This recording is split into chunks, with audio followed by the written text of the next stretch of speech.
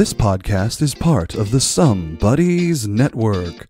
You're never alone when you've got some buddies. Hello again, everyone. Welcome back to the Best Darn Diddly Review Show. This is a weekly podcast for anyone who loves The Simpsons, or ever has loved The Simpsons, hosted by two dudes that grew up on The Simpsons. My name is Miles, better known as Mr. Most Days Off, and today we've got a very special podcast for you. Not only are we talking about a very interesting episode of The Simpsons, 22 short films about Springfield, but we're also presenting this podcast in a unique and special way. In fact, I'm calling this 22 short podcasts about Springfield. But one thing won't change, my friends, and that's that coming along with me, as always, your co-host with the most, Richie the Whiz Kid. How are you today, Rich? I'm really excited for this, Miles. This is a fantastic idea. I'm glad to see this come to fruition. I know we have a super surprise guest on today as well, and I'm excited for that.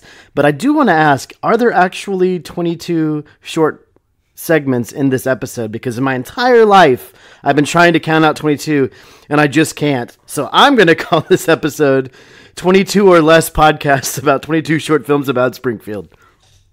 But let's hear what you have to say about that, my friend. Let me throw it back to you. The man, the myth, the Snippy Longstockings himself. It is Miles. Well, sir, you're absolutely correct in that there are not 22 short films in this segment. In fact, there's not even really anywhere close to that. And for a long time, I also wondered that, but they do address that a little bit in the commentary, which the commentary for this episode featured Josh Weinstein, Bill Oakley, Yeardley Smith, David S. Silverman, Jim Reardon, David Cohen, Richard Appel, and Matt Groening. So a very, very full commentary, though that's also because of the sheer number of writers that were a part of this episode. It was an absolute ton. And this podcast took a ton of people coming together to help create this very special episode, this tribute to this episode, if you will. That's how I've been thinking of it in my mind as I've been working on it. But I asked a lot of fellow podcasters who are also fans of The Simpsons to lend a helping hand for this experience.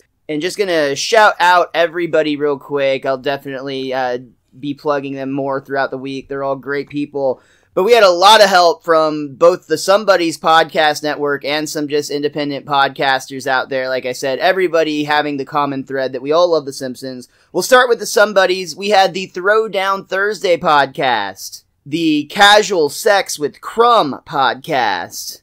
We had Secret Levels, the video game podcast, the only podcast that Richie actually listens to, I'll point out. That's a fun fact for you folks listening at home. Learn something new. We, of course, couldn't do this without our Canadian friends, the Derailers. They took a segment of this. The Justin vs. Justin podcast. We also had the Cretins Guild, the Nerd or Not podcast. Thanks a lot for your contribution. Love the Pulp Fiction stuff there, guys. And also, in addition to the SomeBuddies Podcast Network, we had great people, just independent podcasters, such as the Retro Redoctopus podcast.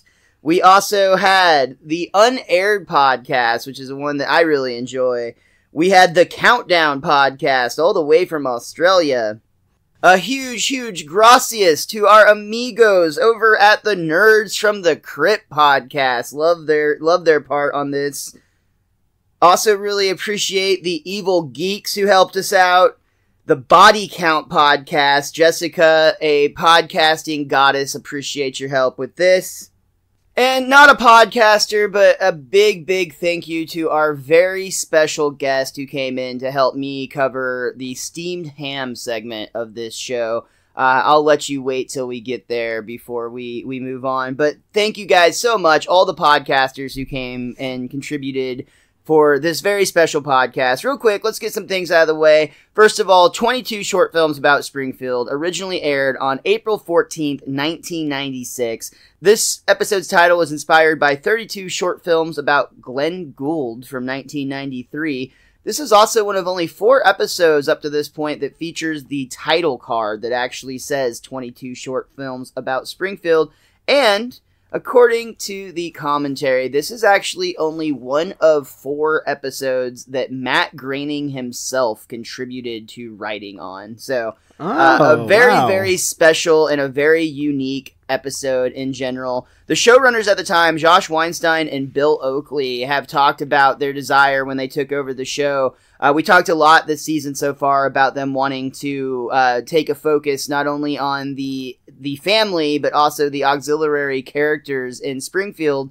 They also always wanted to do an Itchy and Scratchy episode and a Sideshow Bob episode. And they wanted to do an episode that was just completely abstract and completely out of the normal routine of The Simpsons. And that's what we get here today. They're going to achieve all their goals before they're even at the end of the season. Well, that was their goal for all seasons. They wanted to do that each and every season. So we'll see this again, and not this exact episode, of course, but we'll see this attempt again in season 8. Where they, in fact, do have a Sideshow Bob episode. I believe they have another Itchy and Scratchy episode. In fact, I'm pretty sure it's a pretty big one. Yeah, exactly. And then the 23 short films about Springfield. Exactly, the direct sequel. No, I believe next season we'll finally get to the episode we've talked about many times where we see the Simpsons spin-off showcase, or maybe for like the 6th time now on this show, we're wrong, and that's still not next season, but I'm pretty sure it is. Maybe it's the Coyote episode next season. It is actually. Well, there you go with the abstract one. We have a lot of episodes that are looking strong for season 8, but we'll talk about that next season. For now, we've still got some great season 7 episodes to take care of, and this one starts out on a bright spring day in Springfield, and we see that Bart and Milhouse are actually hanging out on the top of an overpass, spitting on cars. And before we get into the script, I just want to point out that as a kid, I never really liked this episode because it didn't focus on the family, but like as an adult, I really, really enjoy this episode. Like it's so much more intriguing to me as an adult. I always remember enjoying it when I was younger, but I think I do appreciate it more now than I did then because for a lot of it, this episode has a lot of Pulp Fiction references, and at times it's a straight up parody of it, and I really appreciate that now as a fan of that movie and of Tarantino in general. I think that's great. Oh, you know what? Something we didn't do. There was no chalk gag on this episode because it's the end of season 7, and that's how these guys roll at this point. However, there was the couch gag. Honestly, one of my favorites of all time. It is a repeat, but it's the Simpsons as sea creatures swimming into their living room. Of course, getting a little weird for this weird episode. Back to the overpass, we see Bart and Milhouse. Bart says, Milhouse, do you ever think about the people in those cars? I try not to. It makes it harder to spit on them. Bart kind of starts pondering out loud about the idea of, I wonder if anything interesting ever happens to the other people in Springfield. But Milhouse seems distracted. He has a bottle of mustard in his hand, and when Bart asks if he's listening... Sorry, I was distracted by a convertible. That's a mean streak from Milhouse, for what it's worth. Yeah, well, maybe Bart brings it out of him. I guess so. I mean, it's the classic pranking, though. Mustard is a nice touch, I must say. You mustard say? Mm-hmm. But yeah, maybe it's like inside him all the time and he never gets to let it out. And so Bart has to be careful because he could let all of Milhouse out at once, and that could be disastrous. Could wake the sleeping beast. The Thrill House. Speaking of needing to wake up, Bart points out, he says, come on, it's 11 o'clock. I need some sugar. And we see the boys head over to the Quickie Mart. When they stroll through the front door, we see that Apu and Sanjay are actually having a conversation behind the counter, and that actually takes center focus over Bart and Milhouse. I wish you'd come to my party, Ripken? You could use some merriment. Listen. Serving the customer is merriment enough for me, Son Goobs. Thank you. Come again. You see, it's the most enjoyable. Oh, I guarantee a winding of titanic proportions. You will be there, or kindly be square. Well, I don't like to leave the store. But For the next 5 minutes, I'm gonna party like it's on sale for $19.99! Quick, no time to cook them! They will plump in my stomach!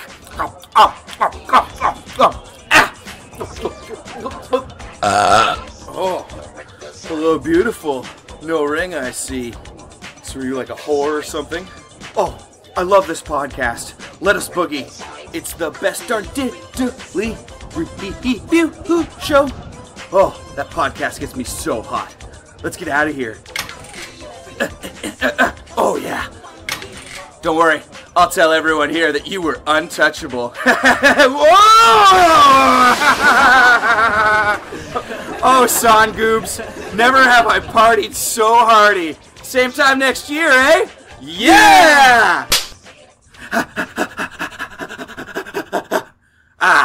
Back with 1 minute to spare. You wasted 4 minutes of my life, and I want them back. Oh, I'd only waste them anyway. As Molebean walked off, our Ripken reopened the store and walked inside, where we could hear the radio start to play in the background. Meanwhile, in another part of town, we find Marge Simpson listening to the radio as she stands by the kitchen sink. Swing Serenade brought to you by Gorman's Ear Guards. Guard your ears with Gorman's. Mom, Dad threw his beer can at the Miracle Grow guy on TV. Can I recycle it? Why not? Lisa walks out to the front curb and tosses the can into the recycling bin. Unbeknownst to her, Bart is skateboarding by and tosses his gum towards the open bin, but the sticky mass lands in Lisa's hair.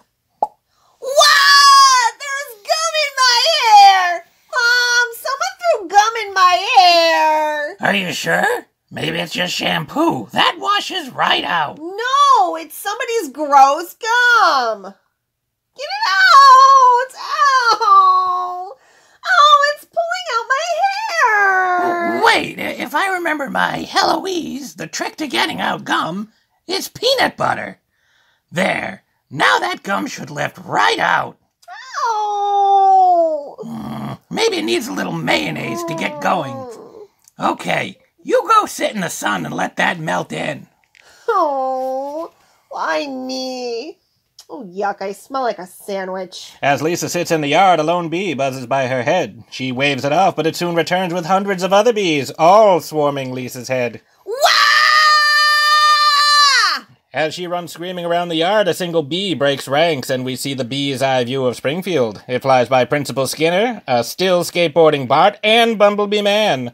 Finally, it alights on Wayland Smithers, pedaling with Mr. Burns, looking sweet upon the seat of a bicycle built for two. Burns, looking up from his magazine. Smithers, what's the meaning of this slacking off?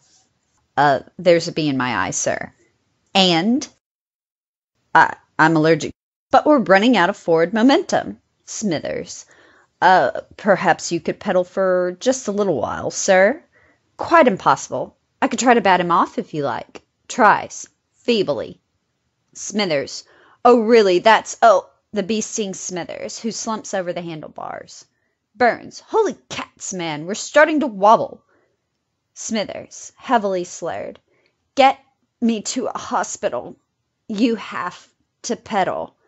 And I absolutely love this motivational speech that is coming up. In the commentary, we learn that Burns' vocabulary in this section is, first, all correct usage, which is not easy to do because, second, everything from what's about to hit us is from an 1800s dictionary of everyday slang, which the history lover in me absolutely loves.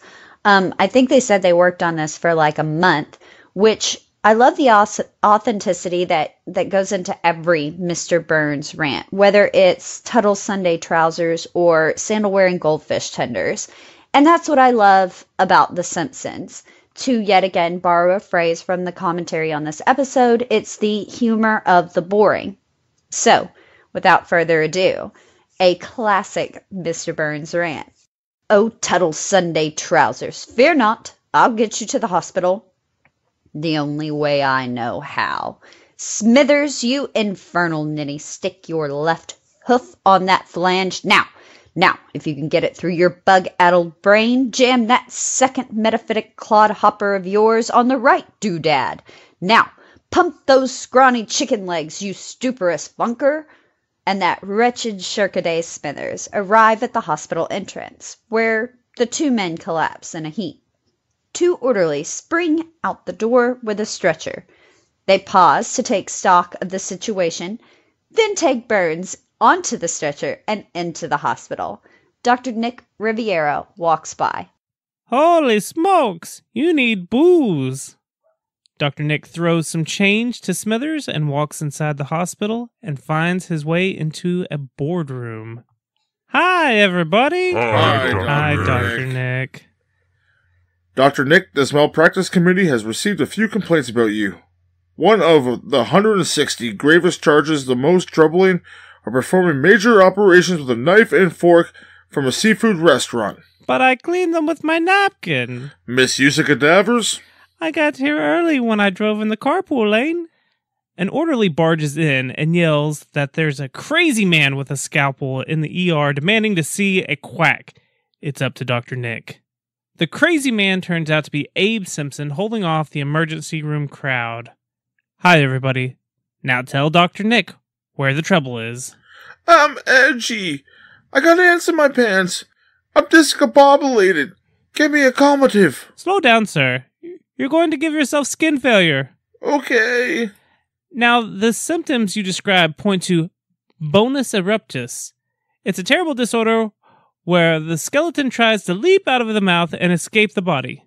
Now you're talking. Our one chance is transdental electromycide.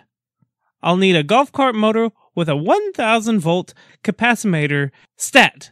Doctor, I can't in good conscience. There's no time for that.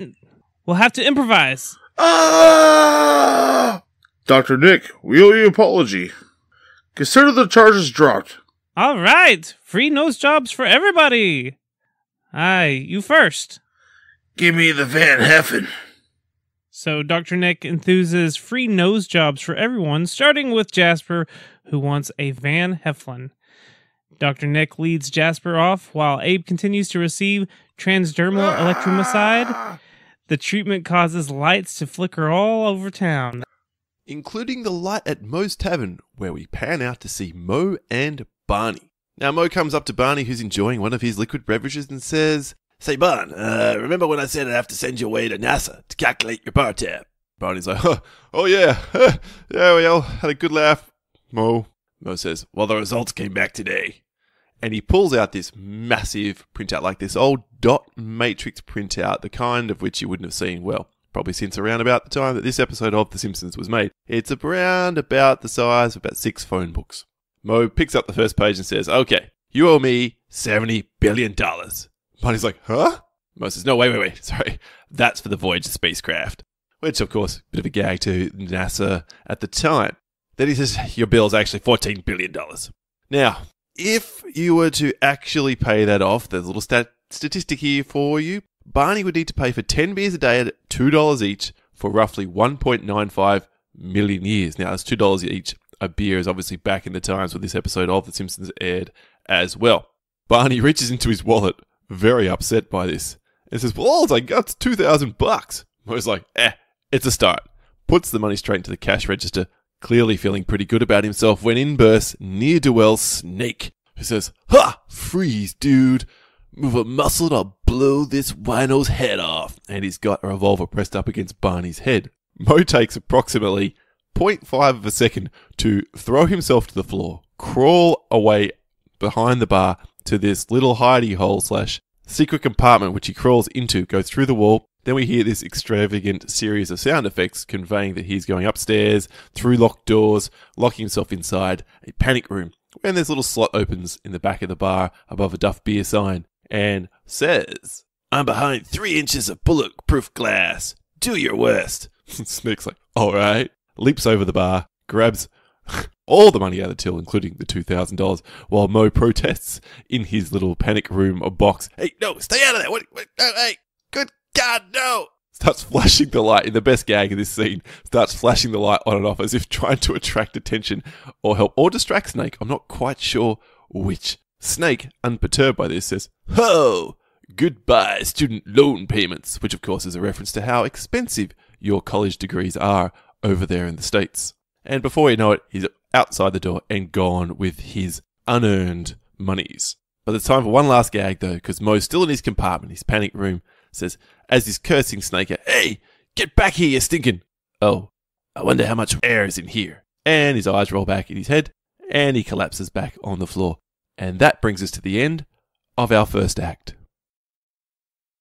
We come back for our second act of 22 short films about Springfield to cover possibly one of the most recognized segments in Simpsons history, Steamed Hams. And who better to join me to cover this segment than fast food aficionado and the creator of the 1-minute fast food reviews on Instagram. Oh, and he also is the showrunner for The Simpsons during this time, Bill Oakley. Welcome to the show, Bill. How are you today? Hey, I'm great. It's great to be here. I'm excited to talk some steamed hams. Just right off the bat, usually we do things a little different, but since this is such a unique segment, when you wrote this segment, did you even possibly conceive the idea that it would have become what it has become today? No, this is great. Okay, first of all, this didn't really even start until about 4 years ago. I'm sure, like people, this segment was no more beloved than anything else until it became this internet phenomenon about 4 years ago, maybe 3 years ago. And I've only kind of traced it to the beginning, to that Australian Facebook thing with the supermarket. You know what I'm talking about? Yeah. Okay. I think that was the first time that, like, I'm telling you, like, this segment didn't, like, I think people liked it and it was recognized, but it wasn't any more popular than anything else until it suddenly became this thing, this kind of like internet, and it was not just a meme, but also kind of like this phenomenon where it was being used in a lot of different contexts, including like those prank calls in Australia, and also then people began sort of remixing it themselves on YouTube, and that's kind of really when it took off, and that was probably about 2 years ago. And like, yeah, I mean, there was a period where I was finally getting like, I don't know, 50 or 60 things a day about it on Twitter, and I was like, guys, why don't we retire this for a while? Because we don't want it to be like a hated relic of 2017, where we look back and like, oh, well, you were so stupid in 2017. And, the way everybody turns on everything they liked about 10 years ago. I was like, maybe let's put it to bed. And I actually thought that one, I think the perfect conclusion to the meme was that one, my favorite remix, which is the one where Skinner dies in the fire. Oh, wow. Yeah. Have you seen that one? I actually went on a real deep dive. I've seen these for a while now, but I went on a real deep dive into these last night while I was preparing for this, and I saw so many crazy ones. And yeah, I saw the one where he ends up dying in the fire. And then at the end, Chalmers goes camping and sees Seymour in the sky, right? Or Bellis in the sky. That was really sad and beautiful. And I was like, okay, there we go. That's put a cap on it. And actually, pretty much since then, I have not been retweeting any more steamed ham scenes, except this one that came out last week that was that Green Day remix. Is the basket case? Good. Yeah. Yes. It was so good I had to indulge in a little bit, but I'm trying not to I don't want to participate in the killing of this thing. So I'm trying to really put the brakes on how many of them I retweet, and I'd rather not have it be something that people think is dumb, a few years from now. And I've already seen the backlash start on Twitter to this, and it's like, can we stop hearing about this Simpsons? And I'm cognizant that it's already kind of it's too big. It's too big for its own good at the moment. It can't be contained inside one man's kitchen, right? Yeah. So yeah.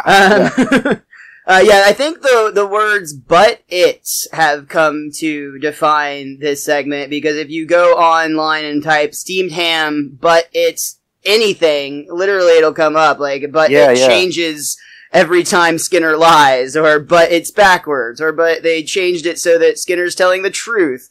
But it is always the catalyst to get the change started. But they've done some really creative things. I can see your point where you don't want to beat this joke to absolute death, and some may argue too late, but it's been done so many different fun and creative ways. A lot of different artists have taken their own personal spin, both in a really talented way, and sometimes it's like, we did this in MS Paint just because we can.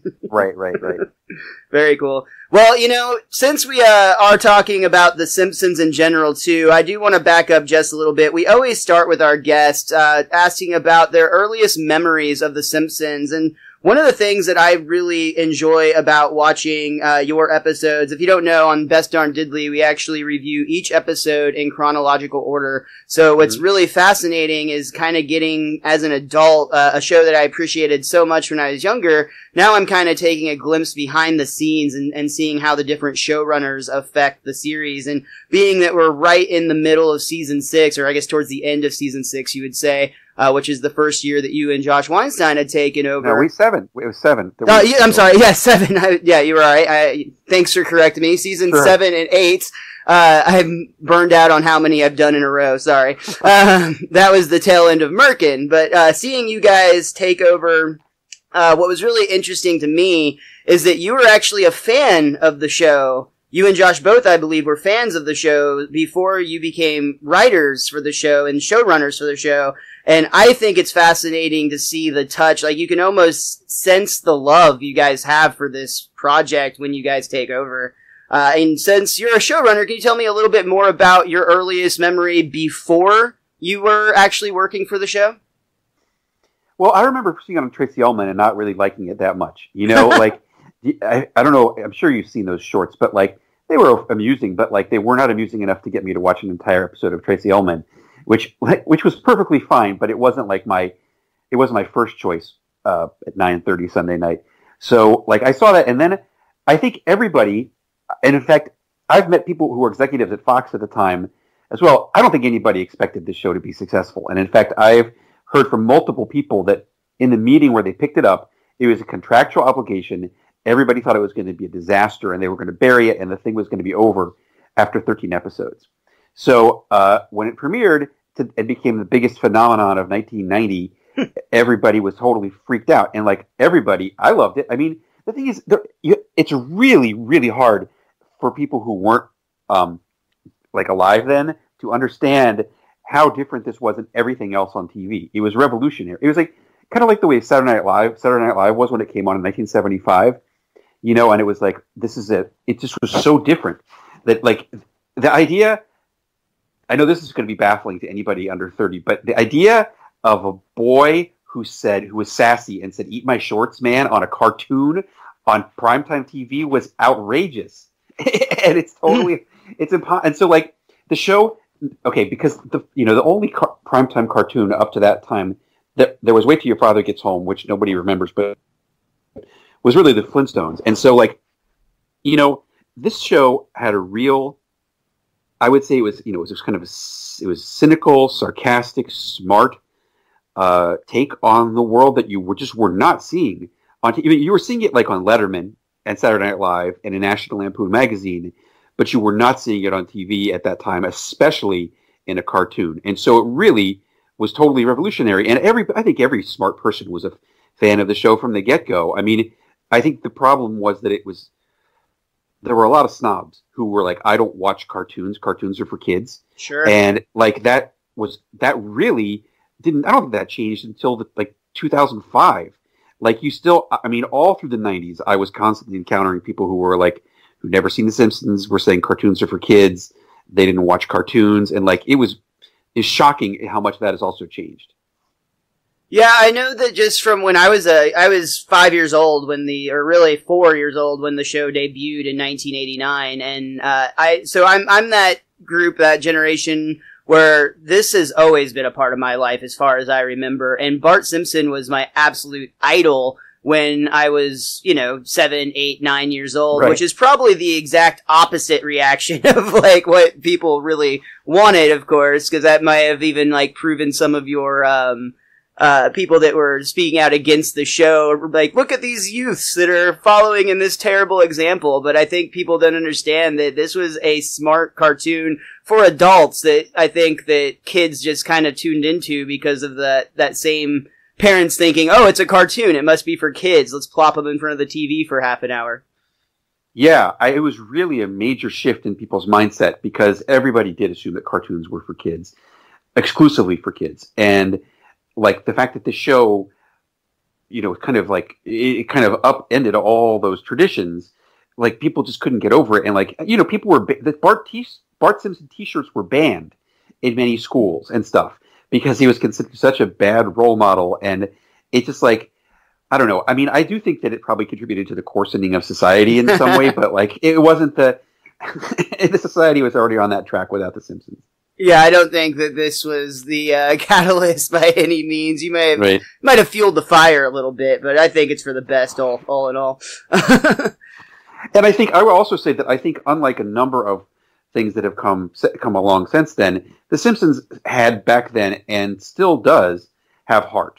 Ultimately, like the show is kind of like its heart is in the right place, and the family behaves in most episodes. The family behaves kind of realistically, and there's genuine emotion, and usually there's kind of like a moral and stuff. And I think it's like it's not kind of like a it's not quite as evil a force on society as some other entertainment products are.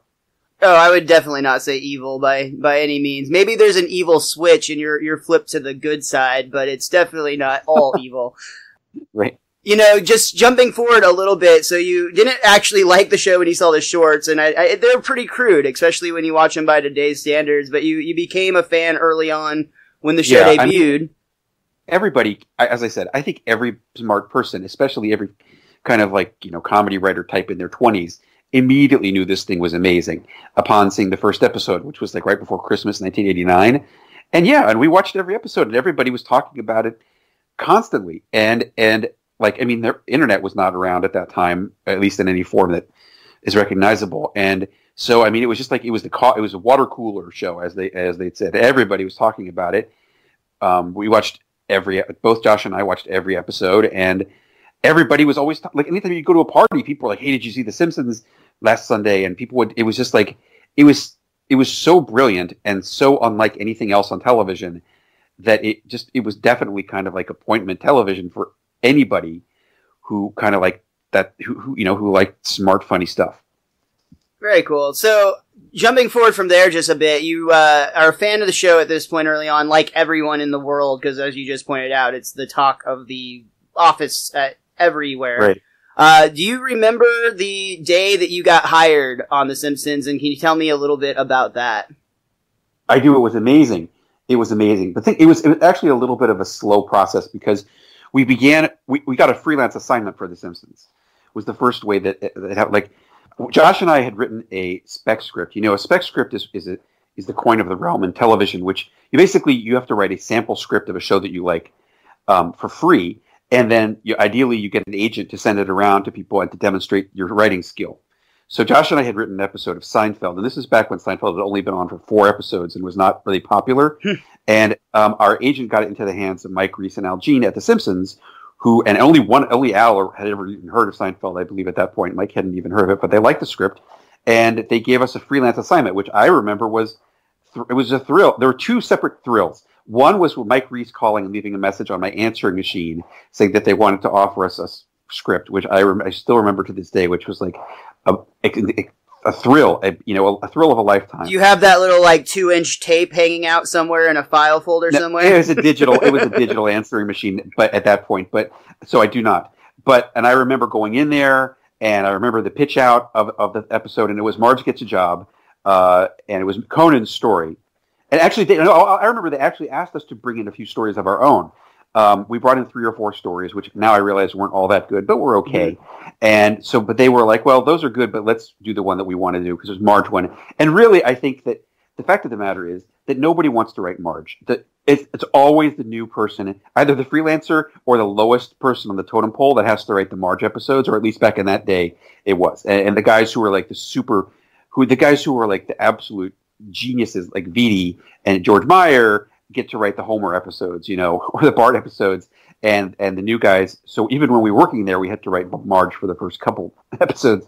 Anyway, so they pitched out Marge Gets a Job to us, and we wrote it. And I think, we did an okay job, but it's really hard to write a Simpsons script, especially if you've never done it before. And so we turned it in. I remember that we went to the table read, which was good, and they had rewritten it quite a bit.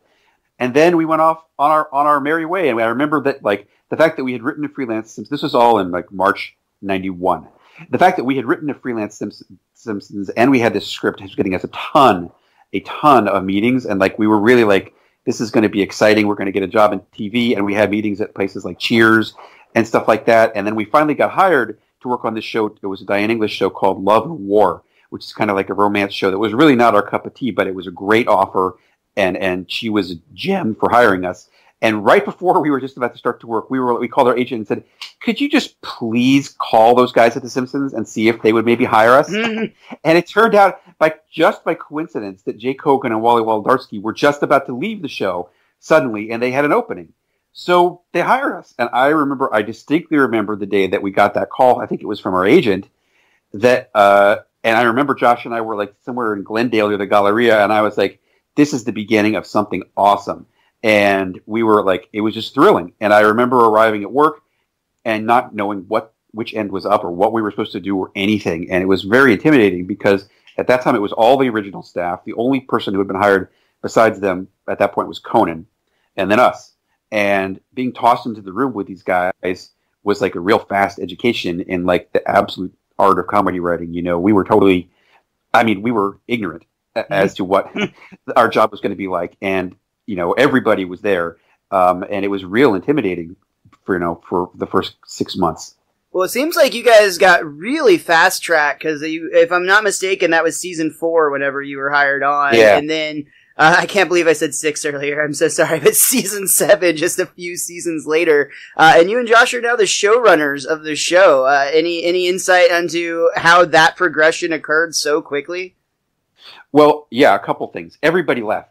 After the end of season 4, every single original writer left except for me. We weren't original writers. Me and the staff for a brief period after season 4. The only people working at the show were Josh and me, Conan, and Dan McGrath, who'd been hired at the very tail end of season 4, and we were the entire staff. And there was like a month where we were just making up stories, and like we'd go to lunch in Malibu, and it was great because they didn't have anybody to run the show. And so we were running it ourselves, kind of. And then Dave Merkin came in, and he took over the show. And then, the next guy on the totem pole to run it after Merkin was Conan.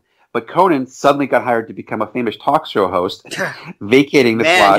Just leaving you guys hanging, huh? Yeah, and so we and what happened was, I think we were doing a pretty good job at that point because we really were.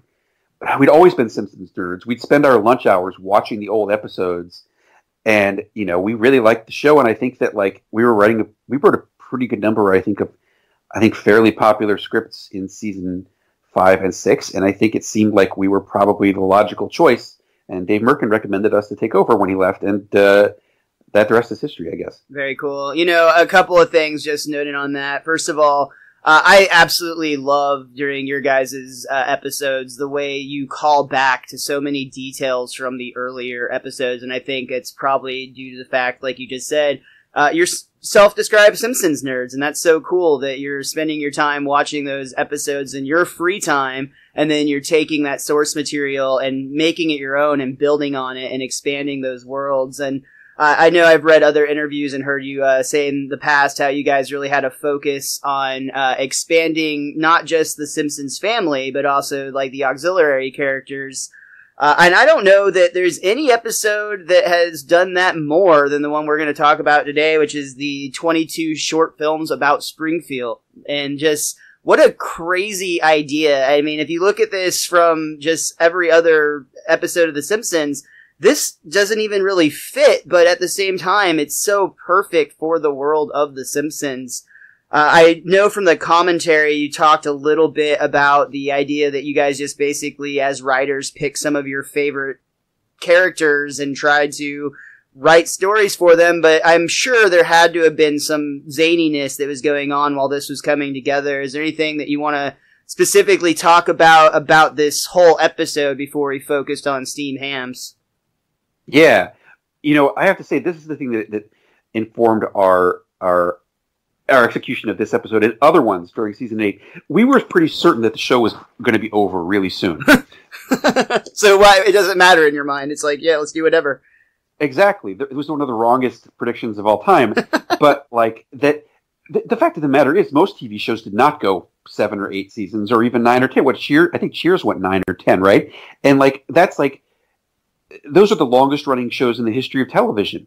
And we were fairly. Also, the ratings weren't that good. We were always like people think that The Simpsons was a huge hit. It was a huge hit in the first 2 seasons, and then we were like number 50 for most of the year. Wow. For most of those years, we were always like coming in like number 48, number 55, and we were always getting clobbered every week by Mad About You, which was on opposite us. And like the show, I think everybody was certain that this was going to be over soon.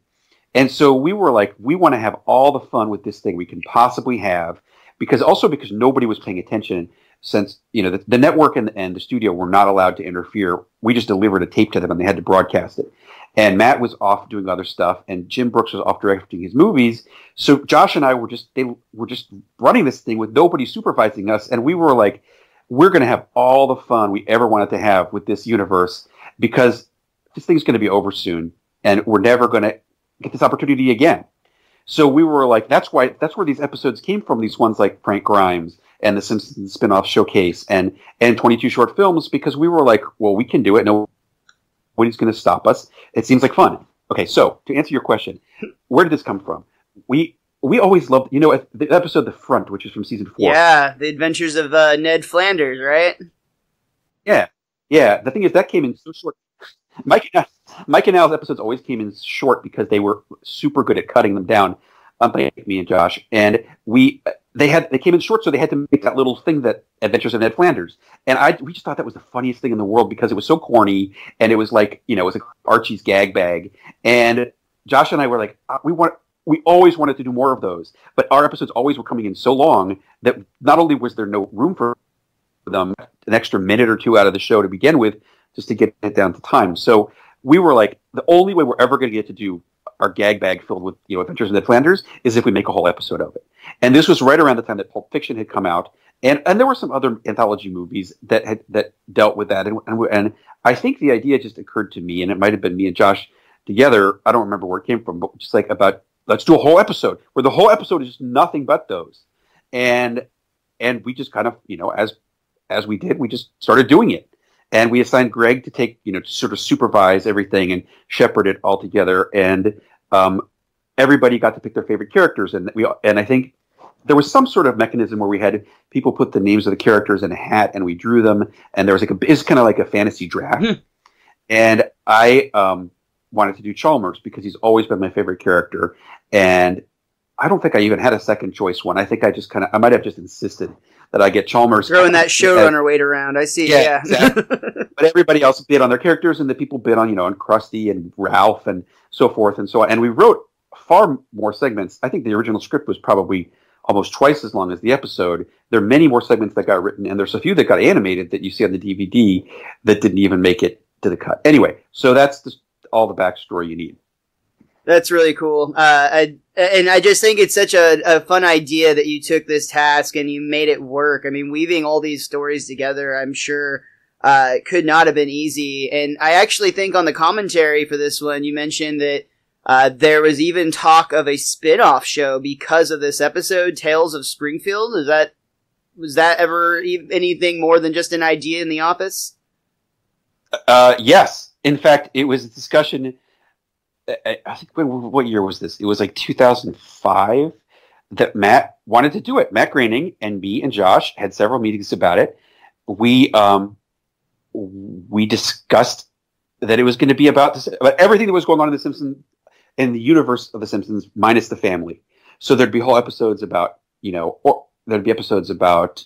Have you heard this? Did I already tell the story on the commentary? You just briefly talk about it on the commentary. You don't go into a lot, but you mentioned the idea, I think, would be there'd be like 3 segments, just nothing to do with the family was the only rule, right? So it could be pretty much anything else, which kind of really opens up a lot of places to explore. Yeah.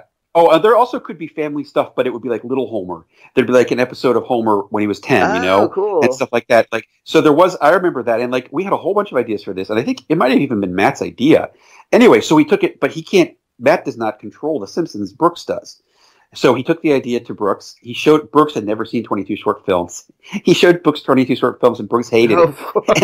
And that was the end of that. That was the end of that story. Wow. All right. That's interesting. It's so funny. I guess everything in art is subjective, but it's just funny that this is such a beloved episode, and that just gets hammered down because the wrong person doesn't care for it. Well, I think the thing about Brooks is that he's clearly a genius in terms of storytelling, and especially in terms of emotion. And this episode is devoid of emotion. It barely has any family in it, and I think it flies in the face of everything that he believes made the show great. So I can see his argument as to why it wouldn't. It's not his type of thing. I understand. Yeah, that makes sense. So taking out the emotion of that's like 1/3 of like the big thing of the art, smart, and heart, right? So that's So specifically now, steamed hams. This is a segment that is entirely to do with basically the joke that Seymour is constantly lying to Super Nintendo Chalmers is what I was about to say. Superintendent Chalmers. Yeah. And he just really built on this in a really creative way. Do you have anything stories wise or any insight from when you were developing this segment? Yes, I always love Superintendent Chalmers. This is going to be a long digression, so here, get ready. That I love Superintendent Chalmers because he appears to be the only sane man in town, and the character of the only sane man in town is one of my favorite types of characters. That's why I love the show Green Acres. And actually, we took a poll one time, and about 9 of the 10 original writers, including Matt, that was their favorite show growing up, Green Acres, and because like Oliver Wendell Douglas was the only sane man in town. He was clearly sane. He was surrounded and bedeviled by all these idiots in Hooterville all the time. And the comedy was him, just having to deal with it. And so that has always been my favorite type of character, possibly because I feel like I'm the only sane man in town most of the time. So Chalmers plays that role in Springfield. And I always thought the funniest thing, and we didn't make this up. I think it began in that episode. It was in Whacking Day where Skinner lies. Where Skinner was the boy said, "What's that rattle?" Was that the first one? I can never remember which the first one is. But when Skinner lies, and he lies in a really bad way, and then Chalmers questions him about it, but then lets it drop. Like that's the thing that makes it so funny to me is that, and there've been several episodes of this. Like, did the boy say, "What's that rattle?" And then there was a couple of other ones that Josh and I wrote, including the one in Who Shot Mr. Burns about like, what's that say under your hand? It's an unrelated article within the Chalmers is like within the banner headline, an unrelated article, and he says yes, and then he doesn't bother to pursue it. That's the funny thing that I think is about Chalmers also is that he asks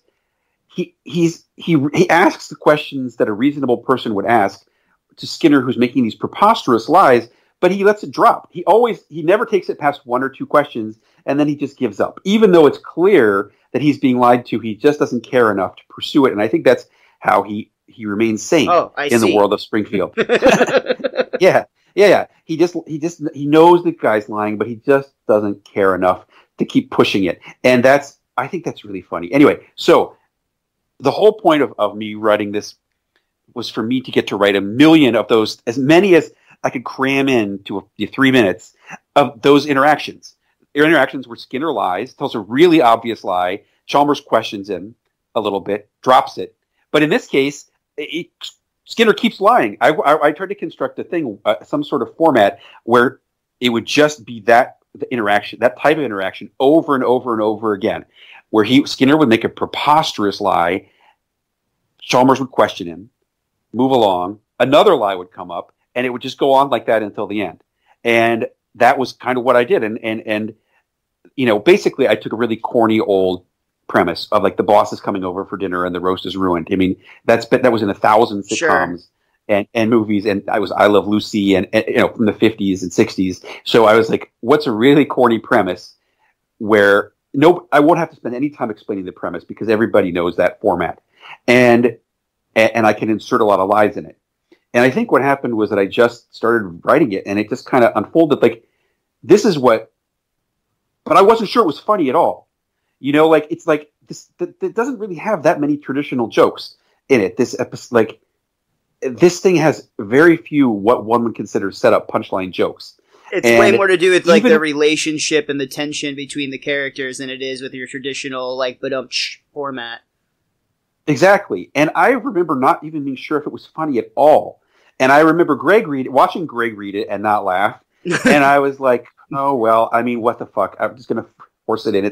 I'm running the show anyway. I want to take this big amount of screen time for this really self-indulgent thing, and we'll just see if anyone likes it. And like I said, the table read, I've said on the commentary, the table read for this episode was not very good. And I think we were just like assuming that this would be a thing that would just kind of, would be a forgettable episode that would just kind of be lost to history, but it would have been fun for us to make. And like I said, that's kind of the space that it occupied in Simpsons history until pretty recently. It's so fascinating that just the internet's a hell of a drug, man. It does some crazy things to the world, and seeing what this has done in meme form. We talked about just a handful of the probably hundreds, if not 1,000, of these various memes that have been born from this entire segment. And I absolutely want to just briefly go through the segment real quick if you're down. But before we do, just for the sake of the flow of this episode, I don't know if I actually told you, but we're doing 22 short podcasts about Springfield as an homage to 22 short films about Springfield. And we're going to be flowing from podcaster to podcaster, covering this beloved episode in its entirety. So for the sake of flow, we're going to end with that. But before then, I already mentioned a little bit, you do your fast food reviews on Instagram, which are amazing. I really loved your like 25-minute dive into the world of like Heinz mixed condiments, like ketchup and mayo and barbecue mayo, real fun stuff. But basically, other than that, is there anything else that you would like to plug or tell people about or share with our listeners? You know, I have 2 or 3 projects that I'm really excited about, but they're all like not going to be out for 2 years at least.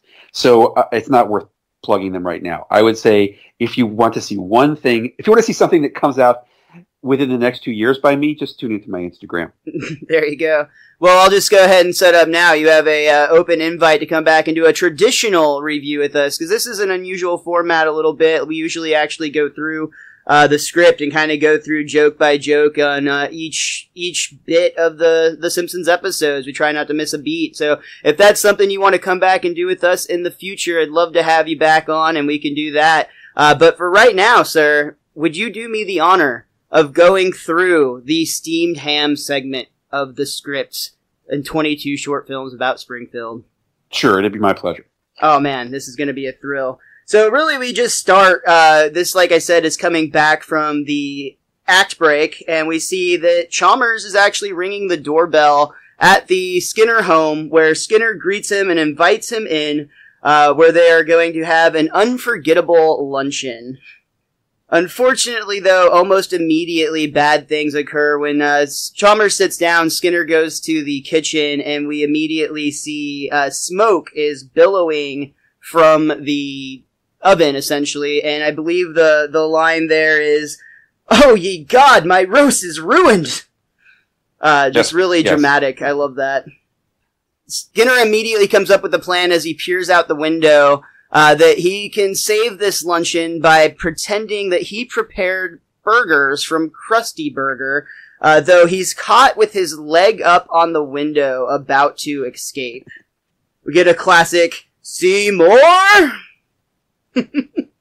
I love your line here about his excuses. He's doing isometric exercises and asks him to join me.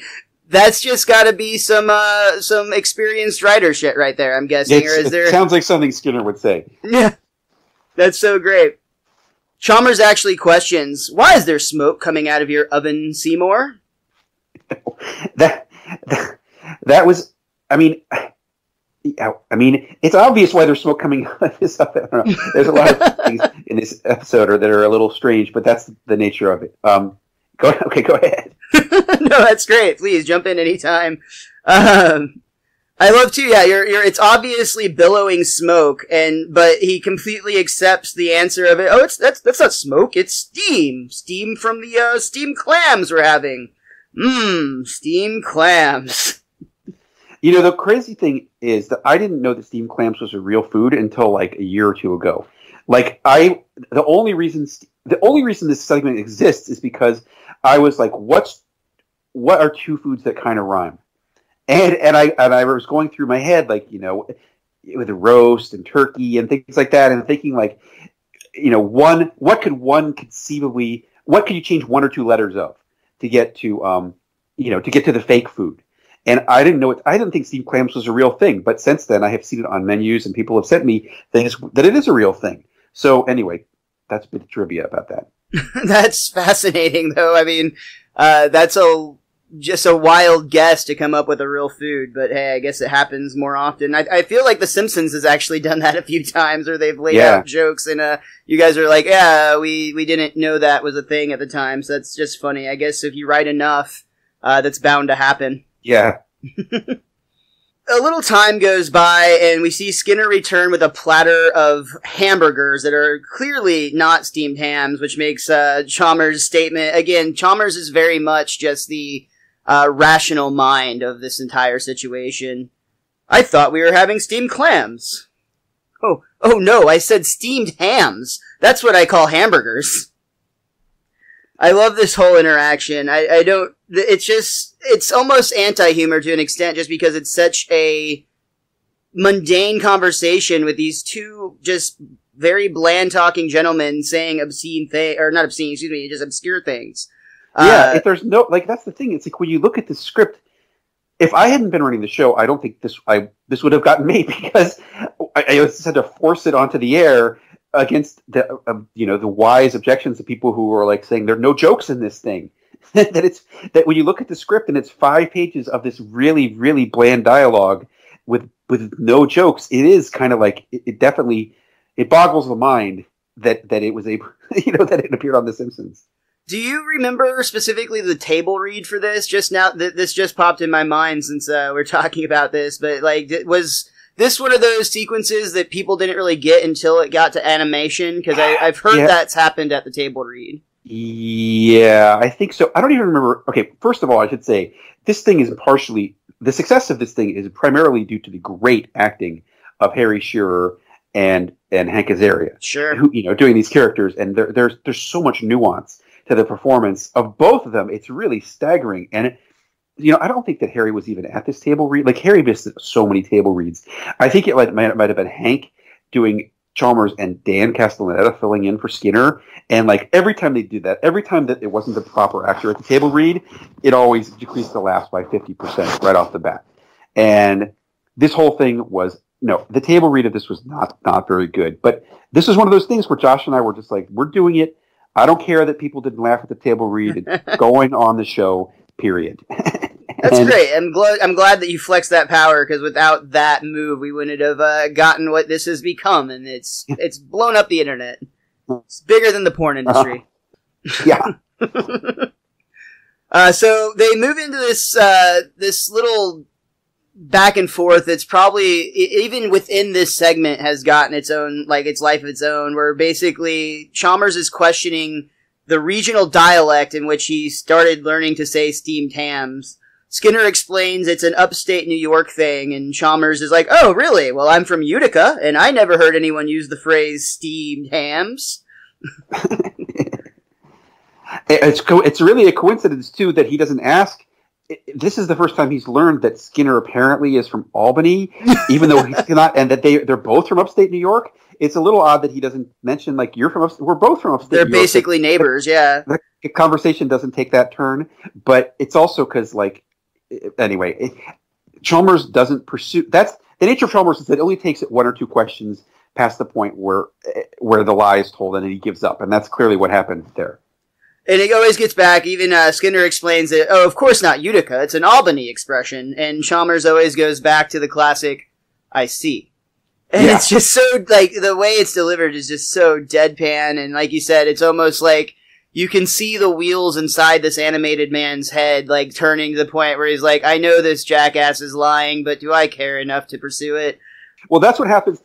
He does pursue it right before the fire breaks out.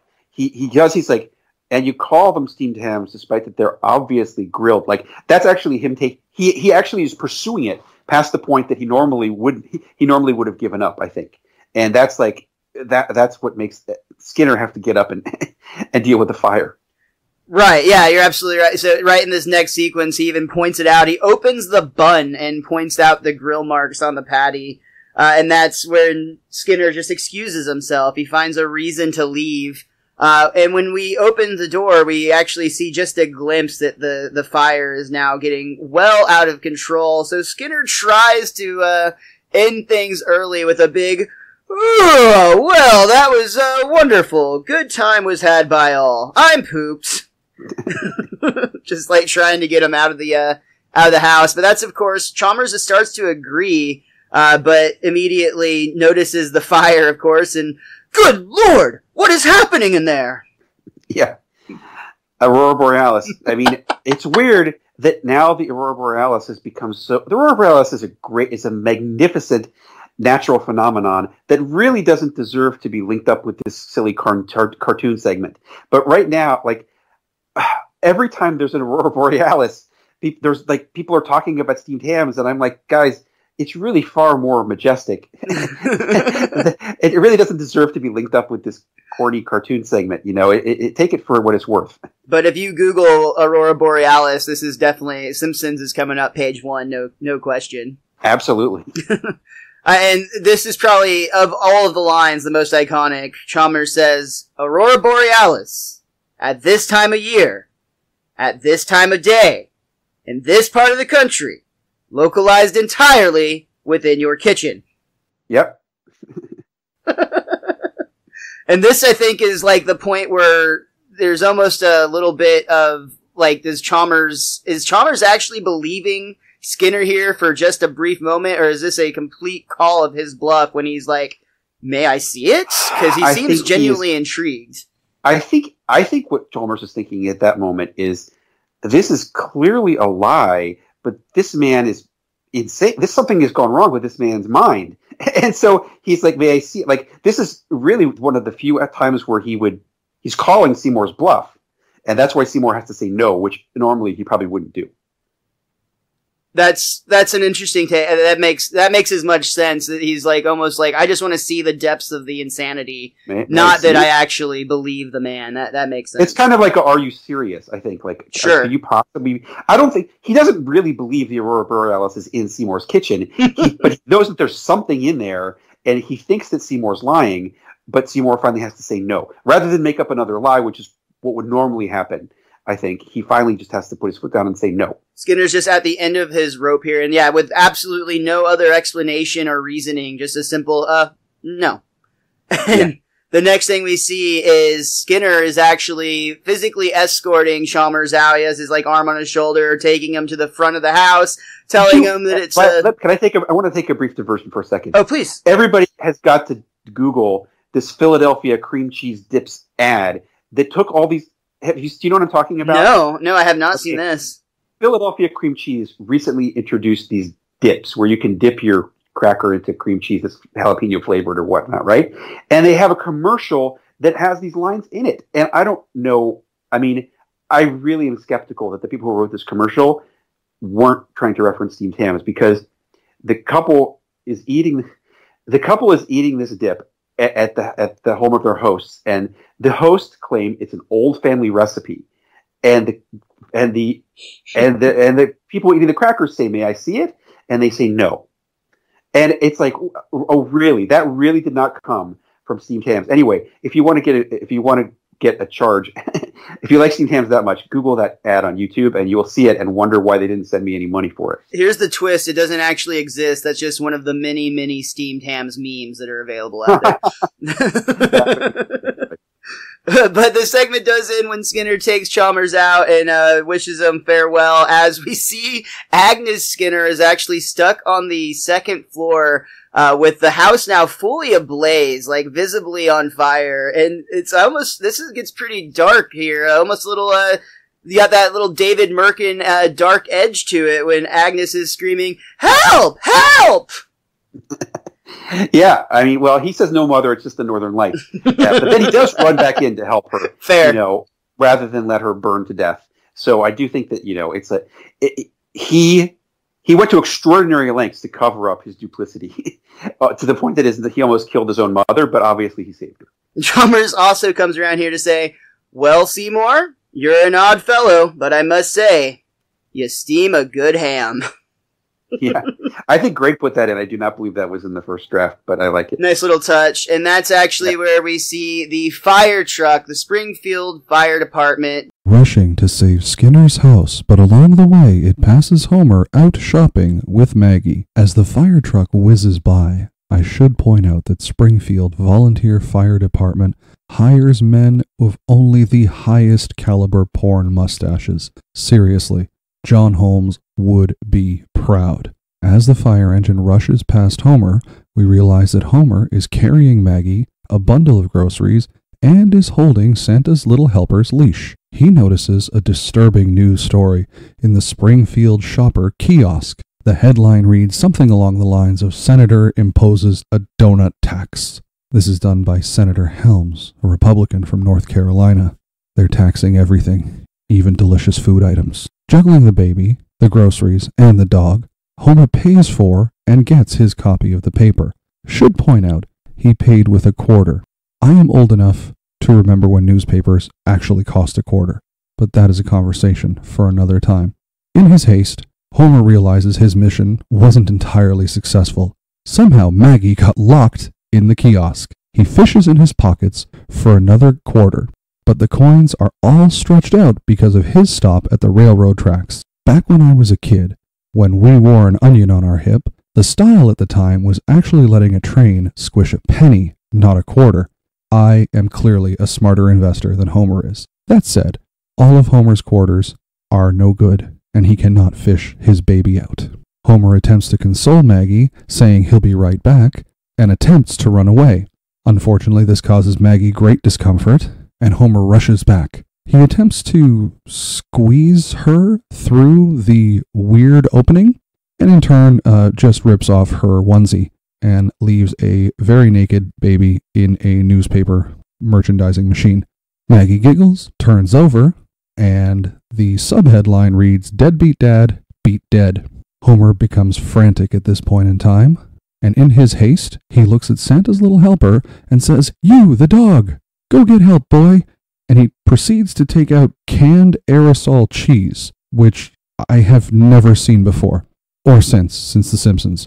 And he writes a message on a little piece of the paper bag and stuffs it in Santa's little helper's collar, and Santa's little helper predictably gets approximately 4 steps before shaking the message loose and eating it. Later, at the old Simpson place, we see Homer's clever solution. He unbolted the kiosk and carried it, Maggie inside and all, back to baby's crib. As Homer plays peekaboo with Maggie while she's safe in her crib despite still being locked in the news bin, we zoom in on an ad for Krusty Burger. We pan out from the newspaper ad and find ourselves with Wiggum, Eddie, and Lou at Krusty Burger. You know, I went to the McDonald's at Shelbyville on Friday night. The what? The McDonald's. I never heard of it either, but they have like 2 billion locations in this state alone. Huh.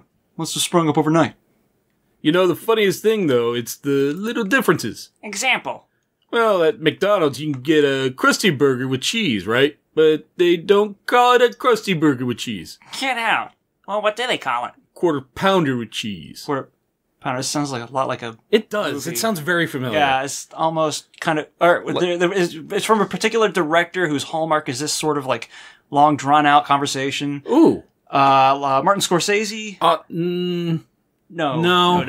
Not from New York. Stone. Oliver Stone? Ooh. No. No. Too controversial. Robert Rodriguez? Ooh, getting closer, I feel like it. Yeah. No. Tony Scott? You're saying closer to Robert Rodriguez, somebody who he has a history of collaborating I want to say with, more maybe. scummy. More scummy, Yeah. perhaps? Okay.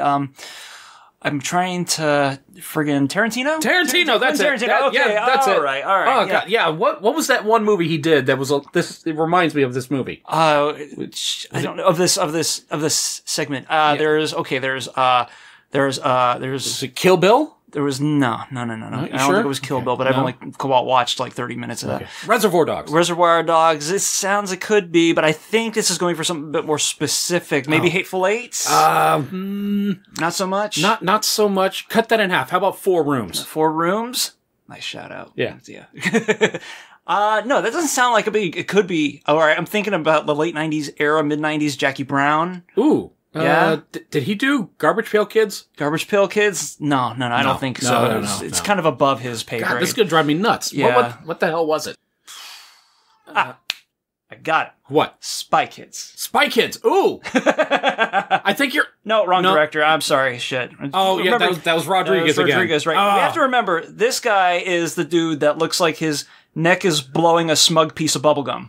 Pulp Fiction. Pulp Fiction. That's it. Oh, okay. Oh, we got it. Hey, let's get back to our cops. Oh, we were doing a thing. Right. Yeah. Quarter pounder with cheese. Well, I can picture the cheese, but do they have crusty, partially gelatinated, non-dairy gum-based beverages? Uh-huh. They call them shakes. Bravo, by the way. Shakes. You don't know what you're getting. Chief Wiggum wants to get some donuts, but finds himself stuck in the booth. Eddie and Lou deflate the booth by stabbing the cushions with their forks and deflating it. Is it forks? Are you sure? Well, I don't think there were sporks. It could have been sporks. It seems more likely that it would have been sharp enough for that kind of thing? Well, a sport can be anything you want it to if you're, good. They are cops. Yeah. I don't know if they're like well-trained cops, but you're right. It's probably they're Springfield cops, so probably not. forks. Yeah, I don't know. Very sharp. Sporks. Yeah. Just like this commentary. As Lou and Eddie help Wiggum out of the booth, we see Pedro the Bumblebee Man drive by. The camera follows him home. He kisses his wife and removes his outfit. Ay, qué día miserable a trabajo. Pedro's atrocities during the filming or making of the show include getting attacked by a woodpecker, becoming electrically shocked with spaghetti, and whacked with a giant baseball. So, by the way, Greg, I know we didn't actually see the words here, but during the episode, he says the words, the supposedly Spanish word for woodpecker, the electrified spaghetti, and the giant baseball. But the words he uses in this section are not actually proper words in Spanish. I don't know if you knew that or not. No. Well, yeah, I should probably teach a little bit more Spanish, but probably, man. But the Spanish words that Bumblebee Man uses in this segment are easily understandable cognates of the English language and not accurate Spanish. And this was done deliberately so that non-Spanish speakers, as yourself, could understand the dialogue without subtitles. And wait, what? Yeah, I mean, down for me. Yeah, basically. Well, so that way you can understand it without having to have subtitles on there because, subtitles are expensive. Gotcha. He primarily speaks in Spanish, but every once in a while he's shown speaking in an articulate English language, such as when he when he replaced Kent Brockman for a brief moment there as a news anchor. And then at one point he was talking to his producer where he was really upset about the prop that he was using. And then quickly switches back to his Mexican accent. Oh, no way. What's funny is that the Spanish language of the show, from what I understand, that the humor of the Bumblebee Man is totally on the fact that he wears this gigantic bee costume. It frequently engages in physical comedy. So there's really no effort to be made to translate his speech to any other language. Yeah, except for when he is actually supposed to come out in the Latin-speaking version of this, or even just a Spanish-speaking version of the show in Latin America or in Spain, he still speaks in a freaking Mexican accent. What the heck is that? But in the Japanese version, they just leave Hank Azaria's performance like they don't even mess with it. So. Like, let's say they go to like Argentina or Colombia or whatever, they will dub a voice for him, but they make it purposely sound Mexican. Oh wow, there's got to be there's got to be some sort of like insult like feel. I can only imagine. Wait, I got a question for you because I know we've talked about this in the past. Didn't you say he was based on a real dude? Yeah. Actually, and I actually think this goes back to the reason why they give him a Mexican accent. It's because another interesting fact of the Bumblebee Man is that his full name is Pedro Chespirito, and the reason that his name is that he's based on the Mexican comedic legend Roberto Gomez Bolaños, who is actually known by Chespirito. And really? Yeah, and one of his main characters was El Chapulín Colorado, and I'm saying that in proper Spanish, so y'all know that I can actually speak Spanish and not just broken Spanish. El Chapulín Colorado, or the Red Grasshopper, is his kind of superhero mix of like Ant-Man and Thor mixed together, but he's like a bumbling superhero, so he kind of saves the day without meaning to. And he's actually very cowardly. Oh. But he's able to shrink himself down to the size of an ant by taking some little pills. And then he grows back the same way. He has this red mallet, like a hammer kind of thing, squeaky hammer. That he's able to. So he's like Thor. Yeah, he just like beats people with it. He's got other superpowers that he's able to use. It's one of those shows that I grew up with, like not even playing around. I still watch it right now. If I'm just switching the channel and it comes out, I still watch it. Which is another reason why they put him in the show, because they kept saying that they would always see Chespirito or Chapulín Colorado on TV, no matter what city they were. Whenever they would pass the Spanish station, he would be on TV. So this is pretty much what he does. He serves that role in The Simpsons, because if you notice that anytime they're switching through TV, he'll like randomly appear in a skit. Oh yeah, totally. I could see where it hit the feels for the producer and people who grew up with him. Tiempo de relaxar en paz y quieto.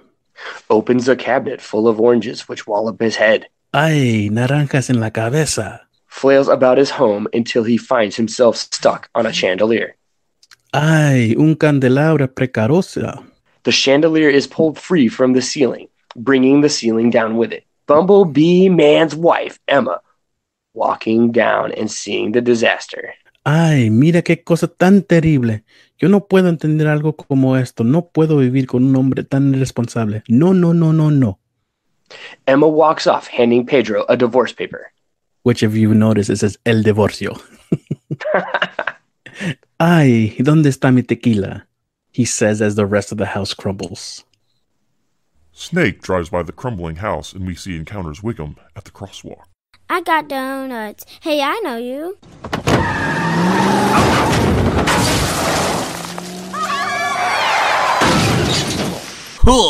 Hey, wait up. We gotta swap insurance info. Hey!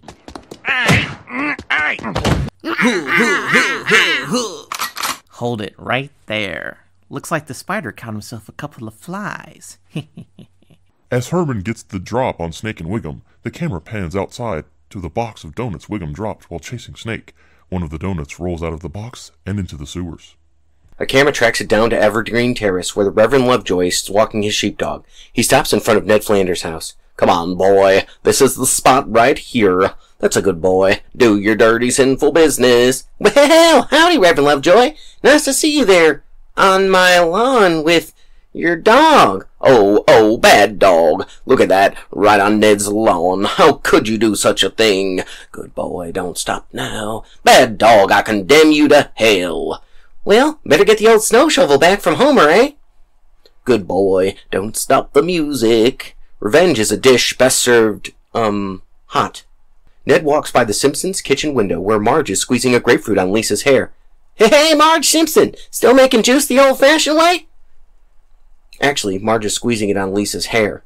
No, I've got gum in my hair. Oh, we tried everything. Olive oil, lemon juice, tartar sauce, chocolate syrup, gravy, bacon fat, hummus, and baba ganoush. My scalp hurts from horsefly bites.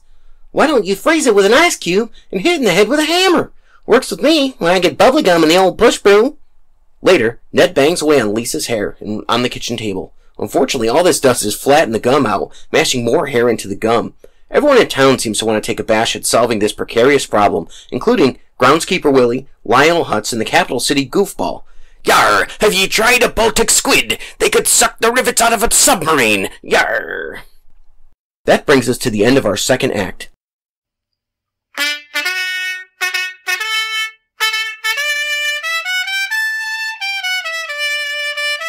Time for another show within a show, this time featuring our favorite bumpkin. Today on Springfield NPR, we're observing Cletus, the slack-jawed yokel. They say some folk will never eat a skunk, but then again, some folk will, like Cletus, the slack-jawed yokel. Hey, what's going on this side? Brandine is doing some of her daily chores. Cletus walks in, carrying a pair of black shoes. Hey, Brandine, you might could wear these to your job interview. And scuff up the top of this dancing runway? Nah, you best bring them back where you got them. Cletus shimmies up a telephone pole and ponderously gazes at the shoes. Well, shoes, back you go, to wait for a woman of less discriminating tastes. I seen things atop this pole that you wouldn't believe, shoes. I've seen overturned chicken McNugget trucks and dilapidated Frito-Lay factories burning on the highways outside of Woolly Booger, West Virginia. I've seen unemployed teens firing endless volleys of golf balls through the pristine windows of the Hog-Anus Polytechnic Institute. I've seen mullets rendered so terribly askew by charlatan chirotonsorists that they was business in the front and business in the back. 'Tweren't no party to be had. Once I climb down, all my memories of this will be Baja blasted away like Mountain Dew and rain. Oh well, shoes, time to die. Cletus woefully tosses the shoes out on the wire.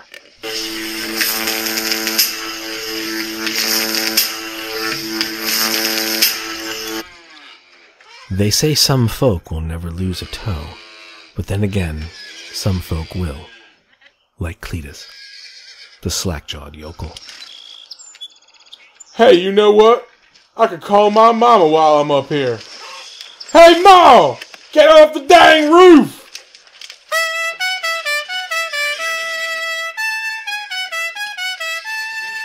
We part ways with Cletus and follow the telephone line all the way to the Android's Dungeon comic book shop. Yes, and one with extra cheese. Thank you. Can I use your bathroom? No, you may not. The bathroom is for paying customers only. Okay, what about that? That is a rare photo of Sean Connery, signed by Roger Moore. It is worth $150. What can I get for 75 cents? You may purchase this charming Hamburglar adventure. A child has already solved the jumble using crayons. The answer is fries. Millhouse, what's going on? You said you just needed to use the bathroom. Now I find you buying comics. Oh, our transaction is completed. You may take the boy. As soon as Zed gets here, the party will begin. There he is now. Who are you? Can my son use your bathroom? You gotta say yes! Okay, but be quick. It's in back. Nice store. You know, when I was a kid, this used to be a pet store. Yeah, right over there against that wall. There was the cutest little... Get in the corner. Hey, Dad! Can we get this, please? Oh my gosh! Sorry, mister.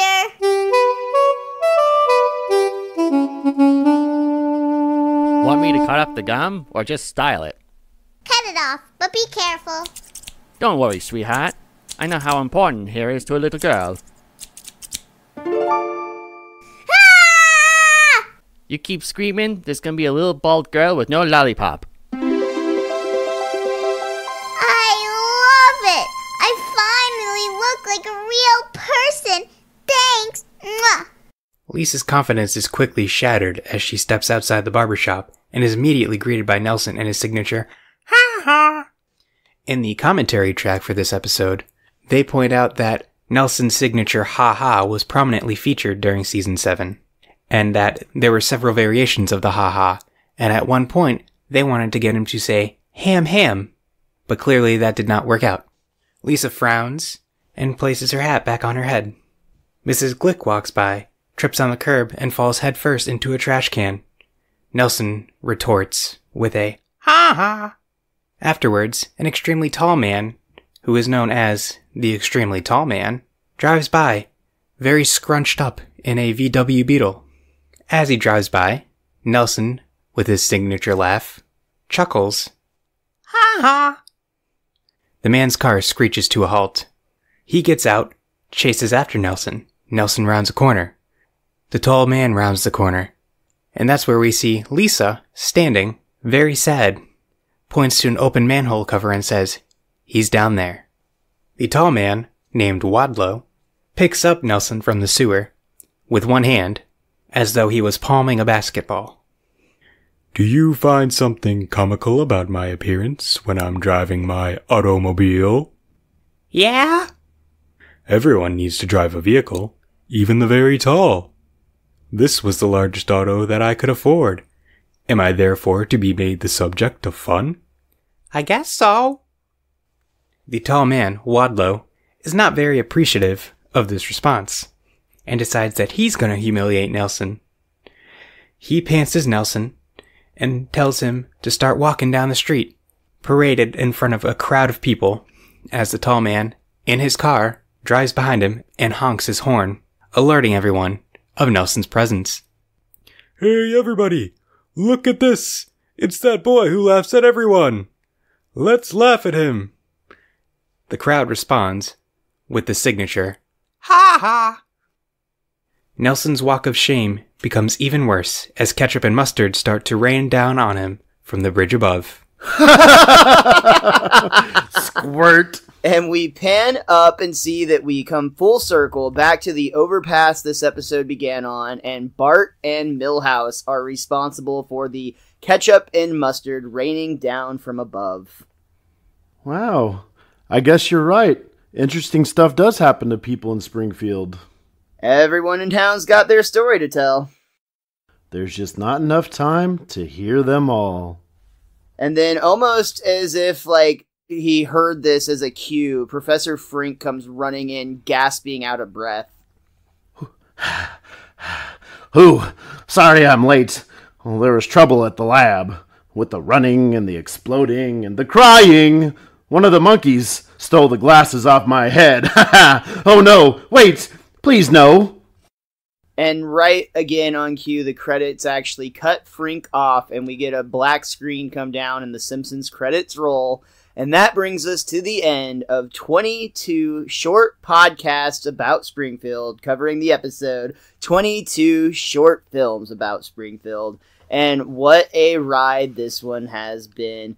Again, I cannot thank enough all of the wonderful, wonderful people that helped us out to make this all possible. Thank you to the SomeBuddies Podcast Network, including the Secret Transmission Podcast, the Derailers, Casual Sex with Crumb, the Cretans Guild, the Nerd or Not Podcast, and the Throw Down Thursday Podcast. Also, Justin versus Justin, Retro Redoctopus, the Countdown Podcast, the Nerds from the Crypt Podcast, Unaired, the Evil Geeks, and the Body Count podcast. Thank you to all of the amazing people who came in and contributed to this very special show. This love letter to the creators of The Simpsons, because this is all people that absolutely love this show, and we all podcast. We happen to podcast about The Simpsons. None of them do. It's all mostly true crime, if we're being honest. But just people that love The Simpsons is the more important thing that brings us together. So thank you, thank you, thank you.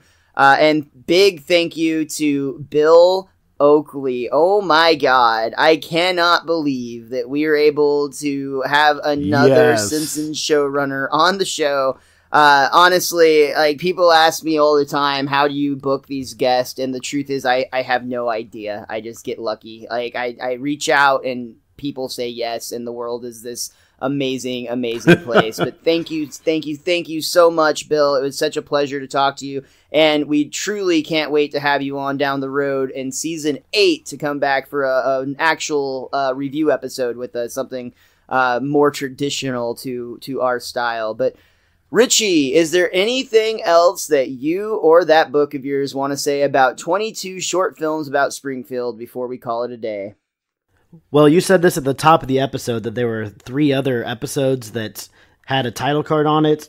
My guidebook, The Simpsons, A Complete Guide to Our Favorite Family, says it was The Telltale Head, the Bart Gets Hit by a Car, and the last one was The Simpsons 138th Episode Spectacular, without the lr at the end.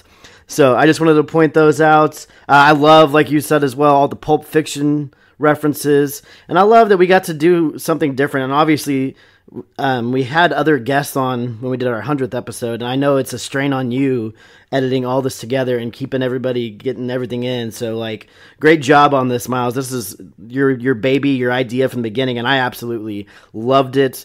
Thank you to everybody who contributed to this, because this is something different and enjoyable and fun. Although I am a little upset because I feel like I talked a little too much in this one, if I can put that out there. Thank you as well to Bill Oakley. That was fantastic, and I'm glad that you already said he's back in season 8. That way he can't back out at this point. So.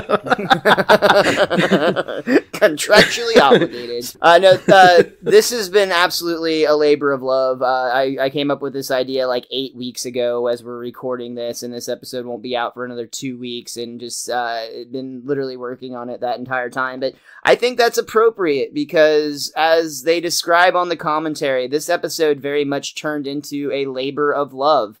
And it was a lot of work that went into this episode. This episode was actually originally 65 pages long. Wow. And had to be cut down significantly. Wow. I already talked with Bill about all of the amazing things that came from this episode in terms of, like, Tales of Springfield and some of the other, the love-hate relationship. Like, Bill, for instance, says it's one of his favorite episodes. There's others in The Office, not so much.